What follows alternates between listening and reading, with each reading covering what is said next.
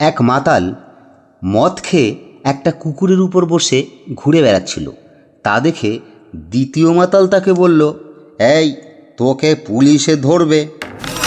প্রথম মাতাল বলল, কেন? আমাকে পুলিশে ধরবে কেন রে? আমি এমন কি করলুম? দ্বিতীয় মাতাল তখন বলল, হেলমেট পরিসনি কেন রে? হেলমেট পরিসনি কেন? তখন প্রথম মাতাল বলল, আরে দূর মাথা মোটা, নিচের দিকে চেয়ে দেখ, আমি কি বাইকে চড়েছি নাকি রে? আমি তো 4 চাকায় চড়েছি, 4 চাকায়। শালি তার জামাইবাবুকে বলছে, আচ্ছা জামাইবাবু, শ্বশুরবাড়িতে জামাই এত আদর পায় কেন গো? জামাইবাবু হেসে বলল, কারণ শ্বশুরবাড়ির লোকেরা জানে যে এই সেই মহান ব্যক্তি যে তাদের বাড়ির কালবৈশাখী ঝড়কে সুন্দরভাবে সামলে রেখেছে, তাই শ্বশুরবাড়িতে জামাইয়ের এত আদর হয় গো। এক লোকের ভীষণ মোটা একটা বউ, তাদের বাড়িতে একদিন চোর ঢুকে চুরি করে পালাচ্ছিল। এমন সময় স্বামী স্ত্রী দুজনে সেই চোরকে ধরে ফেলেছে। এইবার মোটা বউটা চোরের পিঠে চেপে বসেছে আর তার স্বামীকে বলছে, তাড়াতাড়ি যাও, থানায় গিয়ে পুলিশ ডেকে নিয়ে আসো। এইবার তার স্বামী কিন্তু তাড়াতাড়ি থানায় যাওয়ার চেষ্টায় জুতো খুঁজছে, জুতো খুঁজে পাচ্ছে না। এদিকে মোটা বউ চোরের পিঠে বসেছে, চোরের তো জীবন যায় যায়। তখন বউ বলল, কী ব্যাপার, হা করে দাঁড়িয়ে আছো কেন? যাও, তাড়াতাড়ি যাও, তুমি পুলিশ ডেকে আনো। তখন স্বামী বলল, মুশকিল, আমি তো আমার জুতো খুঁজে পাচ্ছি না। তখন সেই চোর কাঁদো কাঁদো গলায় বলল, ওরে হারামজাদা, তোর জুতো পাচ্ছিস না তো কি হয়েছে? আমার জুতো জোড়া নিয়ে যা, জীবন আমার বেরিয়ে গেল। বিয়ের সময় মেয়ের বয়ফ্রেন্ড উপস্থিত ছিল, তো তাকে মেয়ের বাবা চিনতে পারেনি। মেয়ের বাবা তাকে জিজ্ঞেস করলো, তুমি কে? তোমাকে তো চিনলাম না মশাই। তখন বয়ফ্রেন্ড উত্তর দিল, আমি সেই দুর্ভাগা ব্যক্তি যে সেমিফাইনালে হেরে গিয়ে আজ ফাইনাল দেখতে এসেছি। রাতের ডিউটি শেষ করে একটা সিগারেট জ্বালিয়ে খেতে খেতে পচা বাড়ি যাচ্ছিল। হঠাৎ স্কুল জীবনের মাস্টারমশাইয়ের সঙ্গে তার দেখা। সঙ্গে সঙ্গেই পচা সিগারেটটা বাম হাতে লুকিয়ে ডান হাত দিয়ে ঝুঁকে পড়ে স্যারকে প্রণাম করলো। এই প্রণাম করতে গিয়ে পেটে চাপ পড়ায় পচা কিন্তু একটা পাত দিয়ে দিল।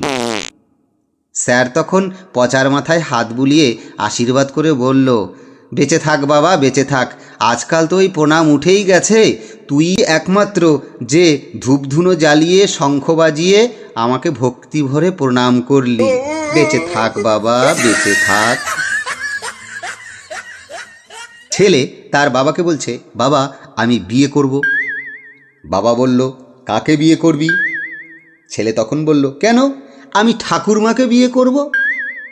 বাবা তো রেগে গেল, হারামজাদা, তোর লজ্জা করে না তুই আমার মাকে বিয়ে করবি? ছেলে তখন তার বাবাকে বলল, বাবা তোমার লজ্জা করে না তুমি আমার মাকে বিয়ে করেছো? হ্যাঁ। স্বামী স্ত্রী দুজনে গল্প করছে। স্বামী তার স্ত্রীকে বলছে, জানো তো আজকে আমাদের কারখানায় ভয়ানক আগুন লেগেছিল, যারা ভেতরে ছিল সবাই মারা গেছে। বউ তখন এ কথা শুনে বলল, আহারে, কতজন মারা গেছে গো? স্বামী বলল, 15 জন। তবে মালিক বলেছে মৃতদের পরিবারকে 10 লাখ করে টাকা দেবে। এ কথা শুনে বউ রেগে গজগজ করতে করতে বলল, তা তুমি বাঁচলে কিভাবে? স্বামী তখন বলল, আমি যখন বিড়ি খেতে বাইরে গিয়েছিলাম আর তখনই আগুনটা লাগলো। এ কথা শুনে বউ তো আরও রেগে গেল, দাঁত খিচিয়ে বলল, এজন্যই তো বলি বিড়ি খাওয়া কত ক্ষতিকর, খেতে কত বারণ করি, দেখলে তো হাতছাড়া হয়ে গেল 10 লাখ টাকা।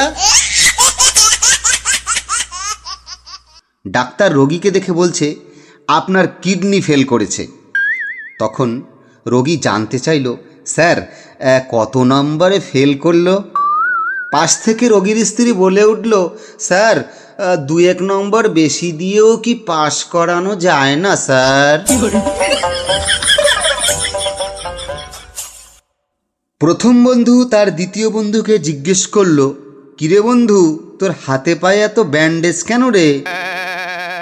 দ্বিতীয় বন্ধু গম্ভীর গলায় বলল, পাবলিক গণপিটুনি দিয়েছে রে, কোনো দোষ ছাড়াই। কেন? পাবলিক তোকে গণপিটুনি কেন দিল? নিশ্চয়ই কিছু করেছিলি। না না, তেমন কিছু করিনি রে। আমি না দোকানে ছবি তুলতে গিয়েছিলাম, তো ছবি তুলে যখন আমি ছবি হাতে করে নিয়ে বাড়ি ফিরছি, তখন হঠাৎ করে একটা দমকা হাওয়ায় আমার সেই ছবি উড়ে গিয়ে পড়ল এক মহিলার পায়ের নিচে। তারপর তারপর তারপর কি হলো বল? আর কি, আমি তখন মহিলাটাকে বললাম, শাড়িটা ওঠান, আমি ছবি তুলব। এরপর ওই মহিলার চিৎকারে আশেপাশের লোকজন আমারে ধরে যে মার দিল, একেবারে আধমরা করে দিল। বন্ধু, দেখ আমার কি অবস্থা। সল্টু বল্টুকে বলল, বল্টু বলতো, হোয়াট ইজ গালাগালি?